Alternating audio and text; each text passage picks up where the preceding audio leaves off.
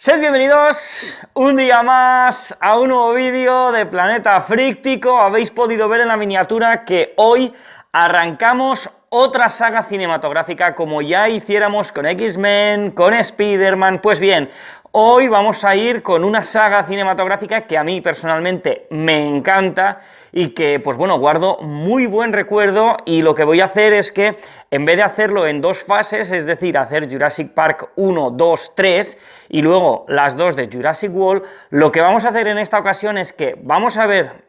que ya la hemos visto, Jurassic Park, la comentamos. La semana que viene, El Mundo Perdido. La siguiente, Jurassic Park 3, y luego la primera de Jurassic World, y luego la segunda. En total serán 5 semanas en las que lo que vamos a hacer será, pues semana a semana, comentar cada una de estas películas. La pregunta es, ¿por qué? Pues sinceramente porque es que son películas que te pueden dar tanto, y que después de ver la primera he tomado tantas notas que es que creo necesario y veo interesante que, pues bueno, las comentemos una a una, porque creo que quedará mejor. Y al final, pues bueno, hacer un directo con otro canal para comentar qué han supuesto, ¿no? Qué ha supuesto esta saga de dinosaurios para la gente, para la cultura pop en general, bueno, comentando un poco cómo ha evolucionado y el futuro que podemos tener. Así que no me enrollo más y vamos allá con Jurassic Park.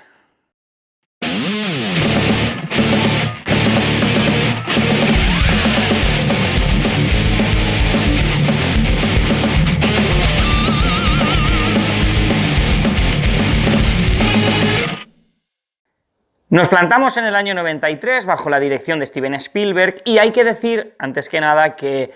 esta película se basa en la novela homónima de Michael Crichton, y decir también que no he leído esta novela, entonces simplemente lo que voy a hacer va a ser comentar la adaptación cinematográfica. Me gustaría recalcar también que en cuanto al reparto de actores, no es que sea un reparto muy extenso, sino que es más bien reducido, pero que creo que queda muy bien. Actores de la talla de Sam Neill, Laura Dern, Jeff Goldblum, Richard Attenborough, Samuel L. Jackson, Wayne Knight, Joseph Mazzello y Ariana Richards. Luego también está el actor que interpreta al cazador, que ahora mismo no me acuerdo cómo se llama, pero que no hay ni muchos más personajes, vamos a decir, que están de figurantes, ni hay mucho más, porque al final es la isla, los dinos y estos actores que os estoy diciendo. Lo primero que me llama la atención es la tipografía de las letras, ¿no? Ese tipo de fuente que yo creo que ha quedado en el recuerdo de todos, además del logo, por supuesto, pero que ya lo hablaremos después. Y pues bueno, a partir de ahí empieza una película que pues yo no sabría si deciros si es de acción, si es de aventuras, si es de terror, porque es una película bastante oscura para ser una película, vamos a decir, entre comillas, de dinosaurios, ¿no? Es decir, al final todo parece una aventura. La sensación global, que si hace más de 10 años que no ves la película, lo lógico es que el recuerdo que tengas es, sí, es una película de aventuras, que hay dinosaurios, pero es una película muy oscura y un poco chunga, y de hecho es que solo con la introducción, cuando vemos que, bueno, hay una serie de personas con un cajón como si fuera, no sé, un cajón de estos donde llevan animales, y bueno, vemos que hay todo un protocolo, que no puede fallar nada, algo acaba fallando, y bueno, vemos que la criatura, la bestia que hay dentro de ese cajón, acaba atrapando a una persona y por una rendija se la llegaba como si fuera, pues no sé, un extraterrestre, un alien, o el típico pulpo con muchos tentáculos que te atrapa y ves cómo la persona va haciendo así, pues un poco es así, ¿no? Y entonces ya vemos desde el principio que está pasando algo chungo.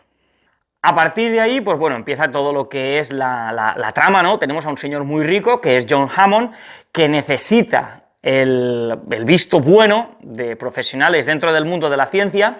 que le den el visto bueno para un proyecto que está llevando a cabo, que es ni más ni menos un parque temático donde lo que hay son dinosaurios reales. Estos científicos van a ser Ian Malcolm, Alan Grant y la doctora Sattler, ¿no? Digamos que Grant y Sattler vienen del mundo de la arqueología, son paleontólogos, son personas que, bueno, saben muchísimo de dinosaurios, y luego tenemos a Malcolm, que en la película lo pintan más como estrella del rock and roll y tal, que es, pues parece ser un teórico de las matemáticas o un científico bastante importante dentro del mundo de las matemáticas. La verdad es que derrocha carisma, pero tampoco es un personaje, yo recordaba que tenía mucho más peso en la historia y al final, sinceramente, poco, nos quedamos más con frases de Ian Malcolm. Entonces, pues bueno, este señor lo que quiere es juntarlos, decir que John Hammond, en el momento, por ejemplo, en el que va a ver a Grant y a Sattler, es un personaje que tiene dos caras, ¿no? Que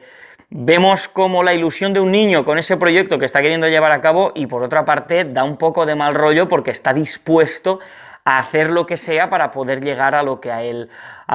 le interesa. Hay que decir también que la tecnología de la época es una pasada, vemos, por ejemplo, cuando los arqueólogos, justo antes de que llegue Hammond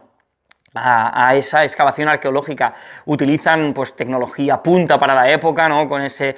sensor de ondas, con los ordenadores que ahora son del año de la catapum, pero que para entonces era tecnología punta, y que creo que queda muy bien. También aquí nos quedamos con la parte, vamos a decir, personal del Dr. Grant con respecto a los niños, ¿no? Que vemos que le cuesta interactuar con los niños, y de hecho el momento en el que hay un niño que menosprecia un poco el trabajo de los arqueólogos y el señor Grant le pone en su sitio con la garra del velociraptor, pues bueno, la verdad es que está bien y un poco,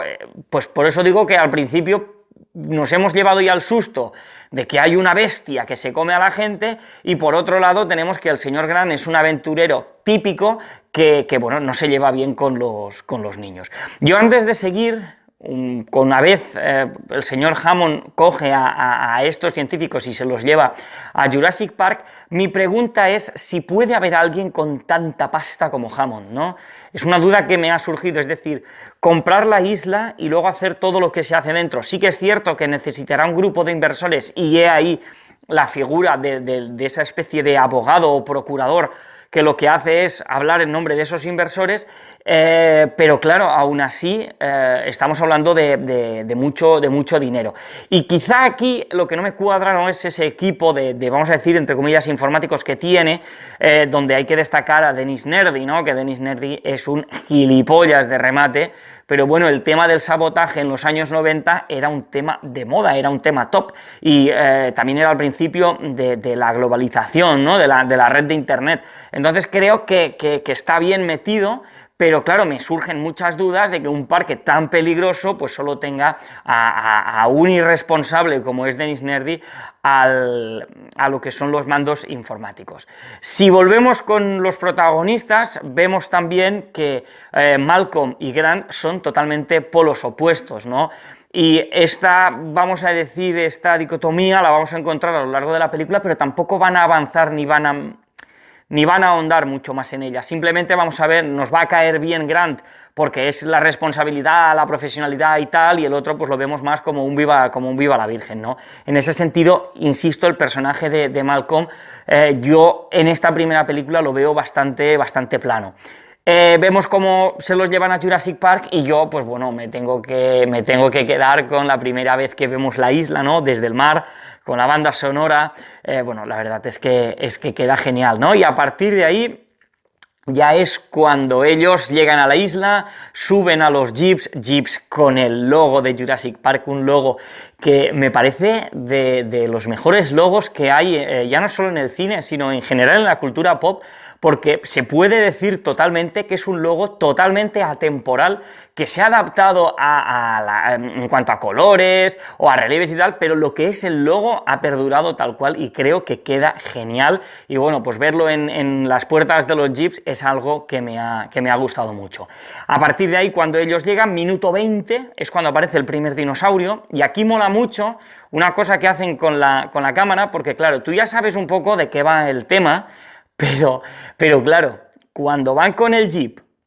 ven el primer dino, tú como espectador no lo has visto todavía, ¿no? Y mola mil cómo Sam Neill en una secuencia de primer plano, nos genera sorpresa y un poco inquietud solo con su rostro, hasta que nos damos cuenta de lo que está viendo es un dinosaurio de verdad. Que, por cierto, quiero comentar aquí también que el CGI de la película no está nada mal. Si queréis recordar hace unas semanas que comentamos Daredevil y que me llevo un chasco terrible con el CGI, pues tengo que decir que este CGI del año 93 me parece maravilloso, y sí que es verdad que a lo mejor en los velociraptores al final sí que a lo mejor dices, ay, esto me choca un poco, pero por lo demás me parece increíble y me parece bestial. Simplemente pensad en el momento en el que la doctora Sattler toca un Triceratops, y creo que queda muy bien, creo que queda, en fin, que es un CGI muy bien hecho, pese a ser del año 93. Una vez ellos ya han visto a los dinosaurios, el espectador un poco también, y entonces es cuando entre todos, ¿no?, el reparto y el espectador piensa, vale, y todo esto está muy bien, pero ¿cómo es posible? Y a partir de ahí nos explican el momento de la clonación, nos explican cómo a través de la sangre que ha absorbido un mosquito, que ha quedado, vamos a decir, no fosilizado, pero que ha quedado encapsulado dentro del ámbar, ¿no?, cómo a partir de ahí sacan el ADN, lo mezclan con anfibios, ojo, esto va a ser importante, y a partir de ahí lo que hacen es producir la clonación de los dinosaurios. Incluso los propios actores pueden estar en un nacimiento, y pues bueno, vemos que todo esto, Malcolm dice que no se puede jugar a ser Dios y que la vida se va a abrir paso, porque claro, vemos que lo que son los nacimientos son, vamos a decir, entre comillas, artificiales. Y de hecho el doctor Alan Grant pregunta que cómo es que los dinosaurios no pueden reproducirse, y lo que dicen es que bueno, que son todo hembras y que entonces no pueden reproducirse para así poder hacer pues un control de las especies. Tú no puedes tener por ahí dinosaurios haciendo el ganso.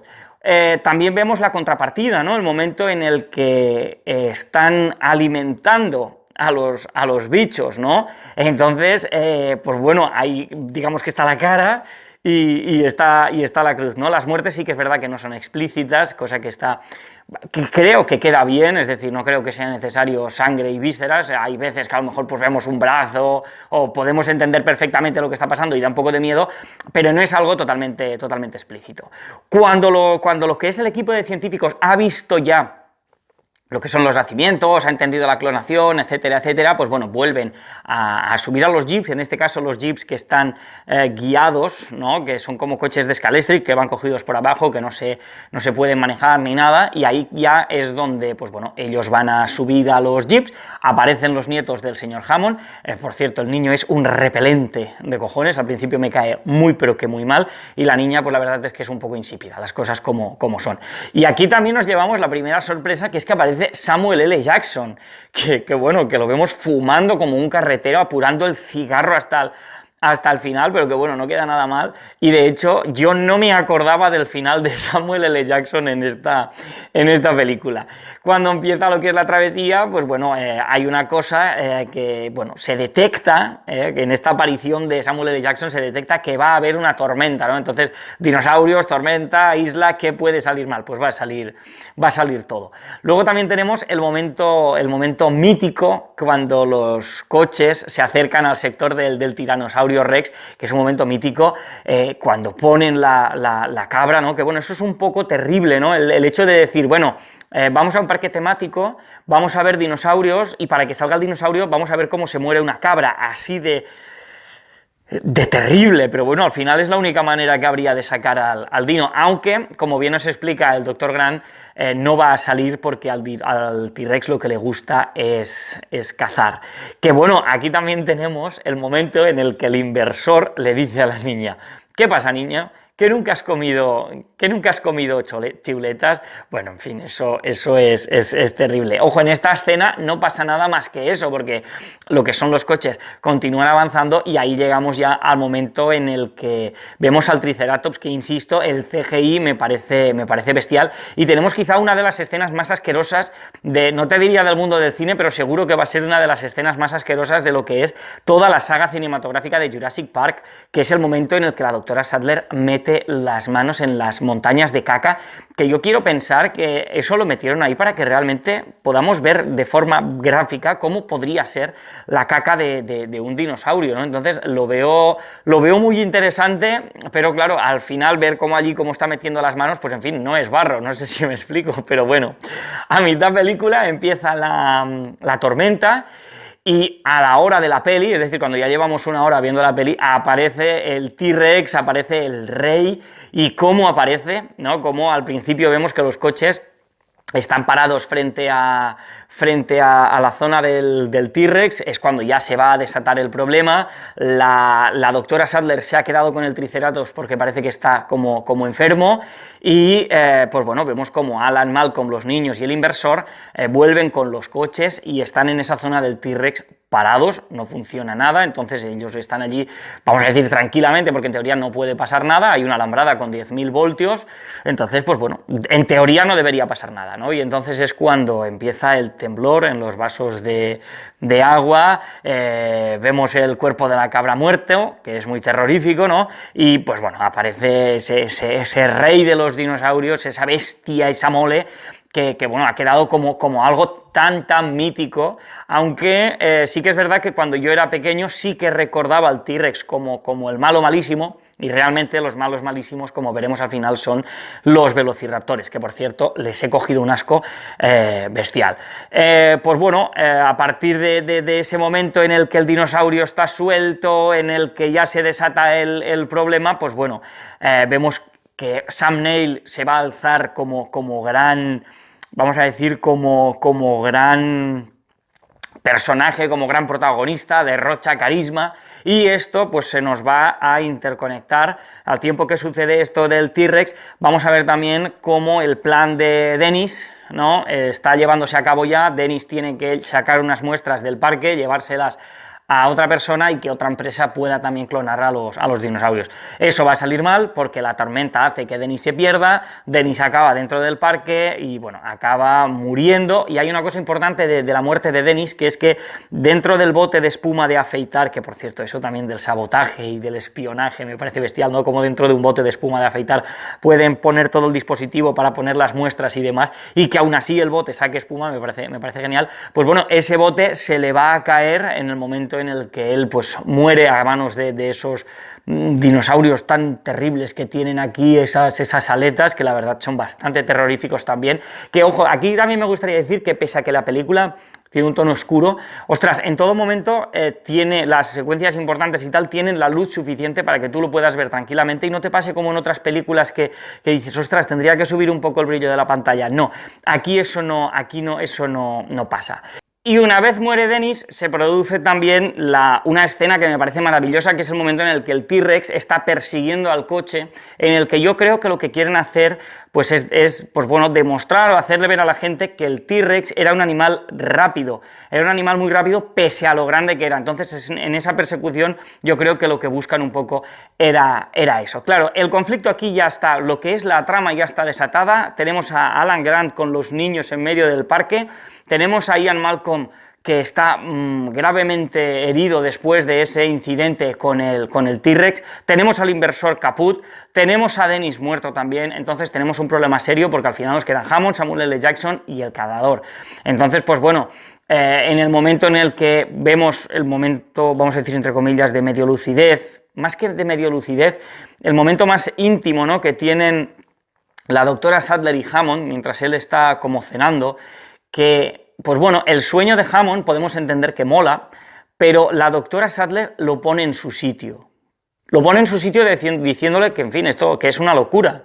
Y él, aún así, continúa diciendo aquello de no hemos reparado en gastos, que lo dice a lo largo de toda la puñetera película, y la verdad es que cansa, tío, te has equivocado, lo siento. Y mira si te has equivocado, porque justo después de esa escena es cuando Alan Grant va con los niños y descubren que hay huevos de dinosaurio en el parque. Es decir, es en plan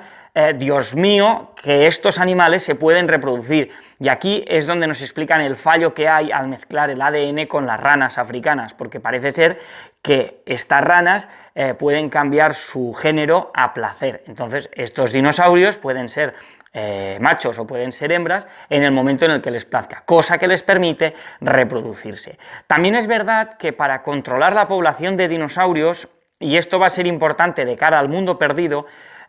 existe la posibilidad, entre comillas, de matar a los dinosaurios porque a los animales, cuando los están desarrollando dentro de la probeta, les falta una enzima. Y esa enzima dentro del cuerpo solo se puede subsanar o solo se puede regular si en la alimentación hay una proteína determinada. Entonces, eso vemos que va a fallar en el mundo perdido, pero aquí es una, vamos a decir, es una opción, ¿no?, que está bastante bien. También tenemos una escena mítica que quizá es también de las más icónicas de Jurassic Park, que es el momento de los carnisaurios huyendo del T-Rex, que vemos que los niños y Alan Grant se quedan como en medio de toda esa bandada de carnisaurios huyendo, muertos de miedo del Rex, claro, es su depredador natural, y bueno, podemos ver cómo el Rex los coge, es que es una bestia parda. Además, ver al Rex en luz natural, ¿no?, queda muy bien, porque al final, hasta este momento, al Rex siempre lo habíamos visto en escenas oscuras, y aquí no, aquí lo vemos a plena luz del día. Insisto, voy a destacar el CGI porque está muy bien. Y en ese momento estamos ya llegando a lo que es la recta final de la peli. En esos momentos de luz, que yo no recordaba tanto, ¿no?, es cuando, pues bueno, vemos el momento de la alambrada, Dennis muerto, el cazador, Hammond, Malcolm y Samuel L. Jackson están en el puesto de control junto con la doctora Sadler, tienen que salvar a los niños porque son los nietos de Hammond y tienen que salvar a Grant. Entonces todo ha fallado, entonces lo que tienen que hacer es volver a enchufar todos los sistemas eléctricos del parque, y de hecho tenemos ese momento en el que Alan Grant y los niños están subiendo la alambrada y al niño le pega el chascarrazo de 10.000 voltios que no entiendo cómo no se muere, pero bueno, en fin, que quieren dar tensión con eso, y entonces es cuando en ese tramo final, en ese momento final, vemos al auténtico villano de los dinosaurios, que es el Velociraptor. Vemos cómo el cazador tiene miedo, tiene pavor de los velociraptores, y vemos el momento en el que la doctora Sadler entra en ese puesto de control eléctrico, donde se supone que se había ido Samuel L. Jackson,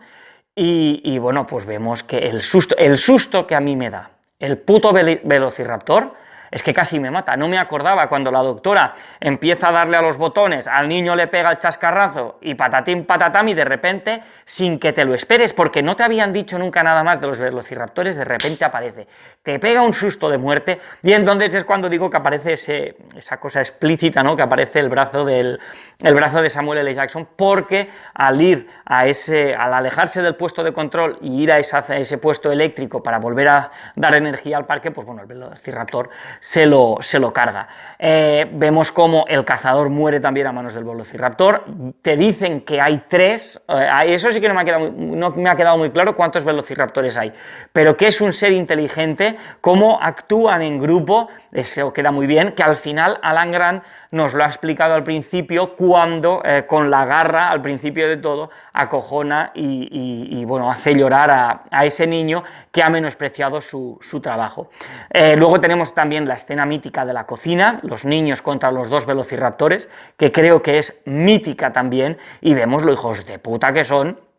y vemos lo inteligentes que son, ¿no? Y a partir de ahí, pues bueno, yo creo que quedan como los grandes villanos, y de hecho cuando aparece el T-Rex para, entre comillas, salvar a los protagonistas, pues bueno, es que casi te falta levantarte y aplaudir a ese dinosaurio, porque al final les ha salvado la vida y queda como, una vez más, el rey, el gran icono, y que aunque hace su trabajo de depredador, pues bueno, les salva.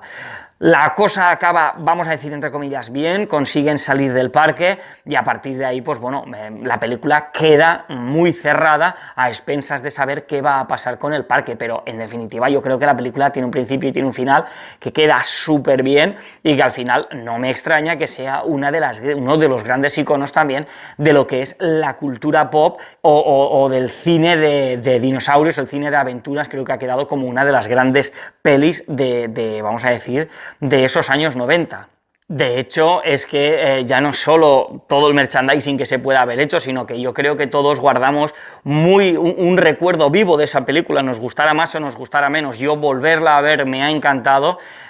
ahora entiendo por qué me gustaba tanto, estoy convencido. Cuando era pequeño sí que es verdad que